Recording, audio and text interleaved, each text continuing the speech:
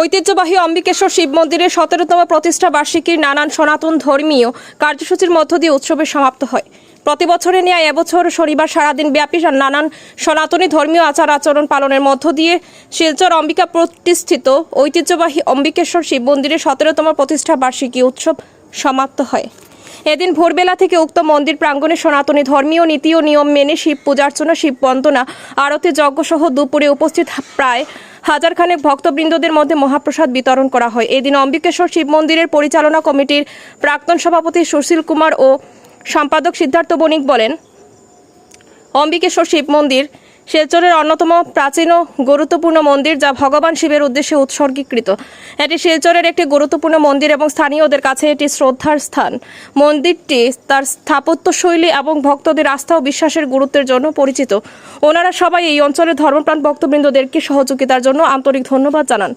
এদিন অন্যান্যদের মধ্যে সহযোগিতায় ছিলেন উক্ত মন্দির পরিচালনা কমিটির মুখ্য উপদেষ্টা নিহার রঞ্জন পাল, সভাপতি মনতোষ পাল, সহসভাপতি সন্দীপ ভট্টাচার্য, সোমাদেব, তুরানী গুপ্ত, জয়া কর সহ আরও অন্যান্যরা। বেঙ্গলি ফরওয়ার্ড ক্লাব পরিচালিত অম্বিকেশ্বর শিব মন্দির আজকে 17তম বার্ষিক উৎসব।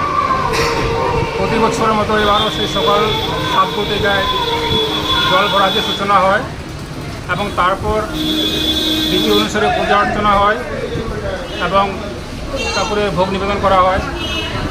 এখন যজ্ঞ চলছে। আমাদের আজকের অনুষ্ঠানে প্রায় আমরা 2000-এরও বেশি ভক্তবৃন্দকে আমরা প্রসাদ বিতরণ করব।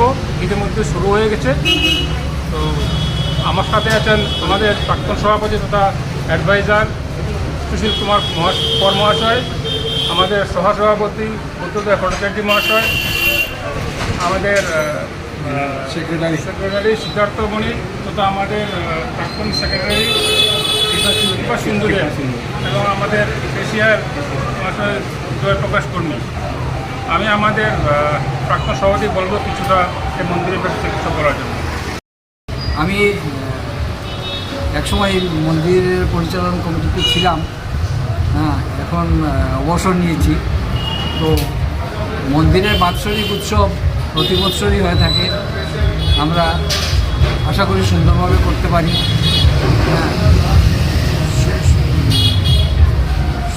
সকাল 7টায় জল ভরাতে যাওয়া হয়।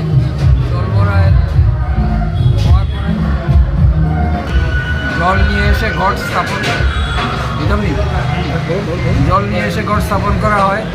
ঠাকুরমশাই শাস্ত্রবিধি মেনে ঘট স্থাপন করেন এবং পুজো শুরু হয়। পুজোতে বিভিন্ন উপচার দিয়ে পুজো শুরু হয়, তারপরে ভোগ নিবেদন হয়, তারপরে আরতি হয়, এখন যজ্ঞ হচ্ছে। আমরা ভক্তবৃন্দ সবাইকে আহ্বান করছি, দেশে প্রসাদ নিয়ে যান, আমরা সবাই মিলে আনন্দ করি।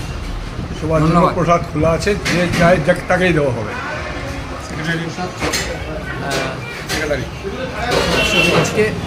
আজকে আমাদের অম্বিকেশ্বর শিব মন্দিরের 17তম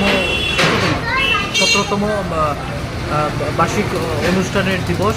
আজকে সকাল থেকে অনেক পূজা পার্বণ দিয়ে আমাদের অম্বিকেশ্বর শিব মন্দিরে শুরু হয়েছে পূজা পার্বণ।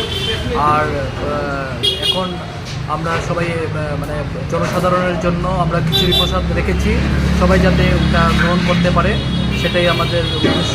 আর সুন্দর মতন এবং সার্থকভাবে আমরা পূজাটা করার জন্য সকলের সহযোগিতা করে সবাই আমরা এখানে পূজাটাকে সার্থক করে তোলার জন্য চেষ্টা করছি।